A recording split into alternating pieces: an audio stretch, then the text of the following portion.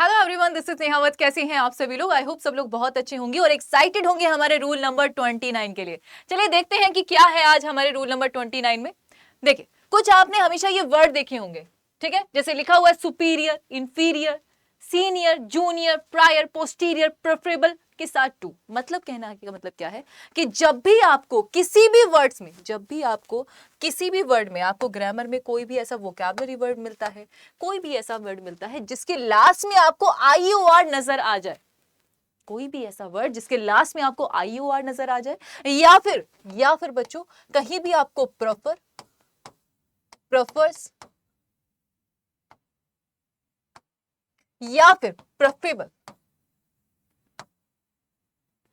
जब भी आपको ये वर्ड नजर आए तो आपको याद रखना है कि इसके साथ हमेशा जो प्रीपोजिशन आती है, चाहे आप उसे कोई भी मीनिंग के साथ डिफाइन करें, लेकिन उसके साथ जो प्रीपोजिशन आती है हमेशा टू आती है। ठीक है, अब इसके ऊपर हम कुछ प्रैक्टिस क्वेश्चंस कर लेते हैं ताकि आपको अच्छे से रिवाइज हो जाए। फॉर एग्जांपल, यहाँ पे प्रैक्टिस क्वेश्चंस है। आपको पहला सेंटेंस क्या दिखाई दे रहा है?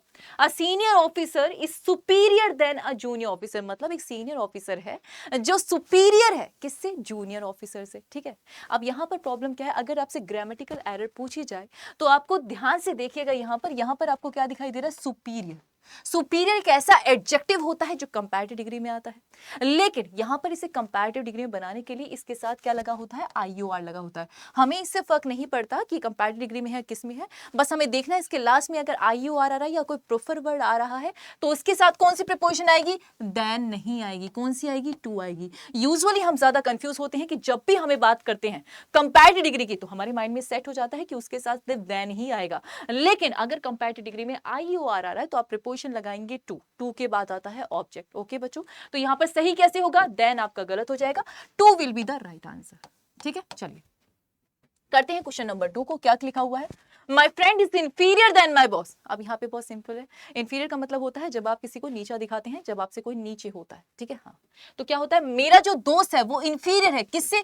मेरे बॉस से। यहाँ पर कंपैरिजन हो रहा है मेरे दोस्त का और उसके बॉस का। इंफीरियरिटी की बात करी जा रही है। इंफीरियर में जैसे ही आपने इस एडजेक्टिव को देखा तो इसके साथ क्या लगाया? IOR लगाया। जैसे ही IOR आएगा उसके साथ देन नहीं आएगा, चाहे आप कंपैरिजन ही क्यों ना कर रहे हो, उसके साथ देन नहीं आएगा। क्या आएगा? प्रीपोजिशन टू का यूज होगा।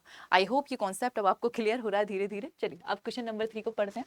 लिखा हुआ है the events that occurred prior of the meeting. मतलब जो इवेंट आपका प्रायर होने वाला था मीटिंग से, वर क्रूशियल। वो कैसा था? क्रूशियल था, इंपॉर्टेंट था। किसके लिए? डिस्कशन के लिए।